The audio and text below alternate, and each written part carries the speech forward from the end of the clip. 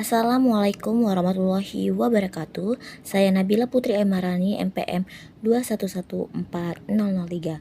Di dalam video ini saya akan menjelaskan tentang inteligensi dan bakat. Yang pertama saya akan menjelaskan inteligensi. Definisi inteligensi menurut para ahli. Yang pertama menurut Freeman, inteligensi adalah adaptasi atau penyesuaian individu dengan keseluruhan lingkungan, kemampuan untuk belajar, dan kemampuan berpikir abstrak. Yang kedua menurut Flim,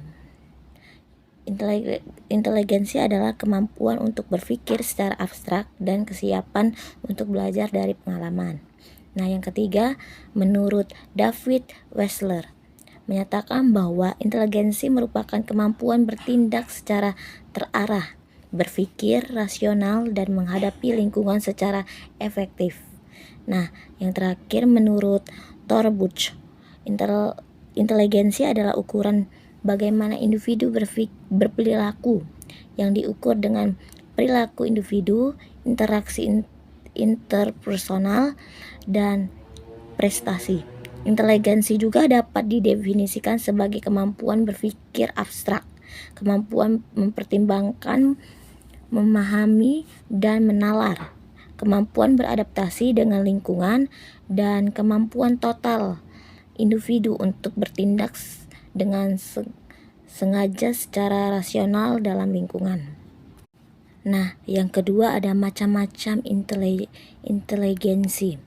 Yang pertama ada intelligent quotient atau sering disebut IQ, adalah kecerdasan intelektual.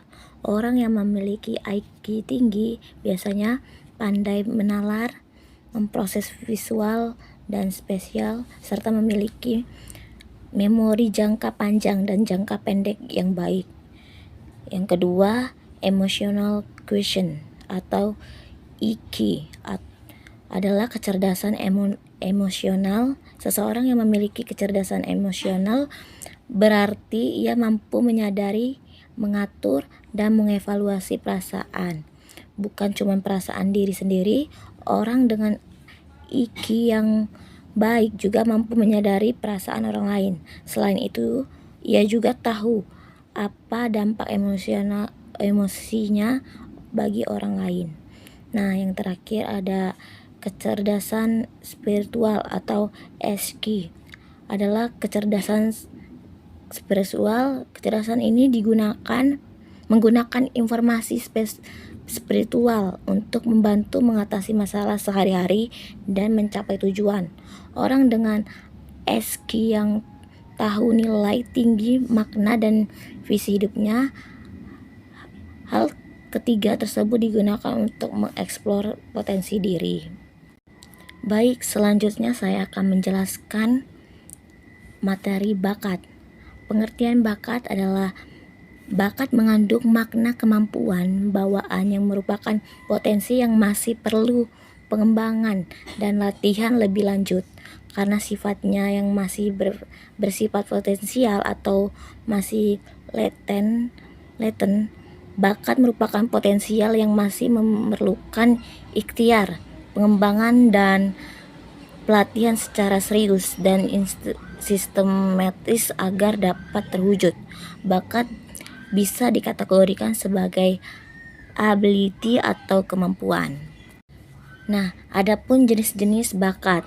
Yang pertama, bakat umum dan bakat khusus. Bakat umum adalah kemampuan berupa potensi dasar yang bersifat sudah umum, bisa diartikan semua orang yang memiliki dan sudah menjadi hal yang biasa.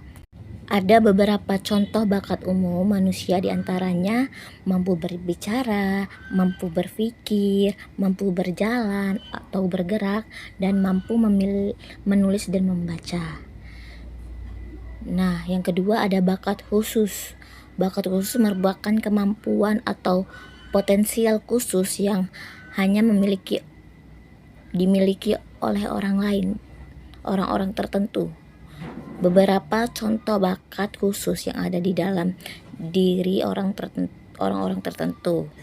Yang pertama contohnya bakat verbal, bakat numerikal, bakat skolastik, bakat abstrak, bakat mekanik, bakat relasi ruang atau spesial, bakat kecepatan ketelitian, klerikal, dan bakat bahan.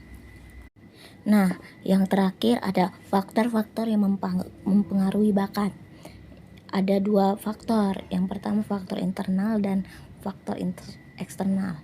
Nah, faktor eksternal yaitu kemampuan atau potensi individu yang dibawa sejak lahir, minat individu yang bersangkutan, motivasi yang dimiliki individu, nilai hidup yang dimiliki individu, kepribadian individu, dan maturity atau kematangan. Terus yang kedua faktor eksternal, ada lingkungan keluarga, lingkungan sekitar, lingkungan akademik, dan sarana dan prasarana. Nah, itu saja yang dapat saya presentasikan. Saya akhiri. Wassalamualaikum warahmatullahi wabarakatuh.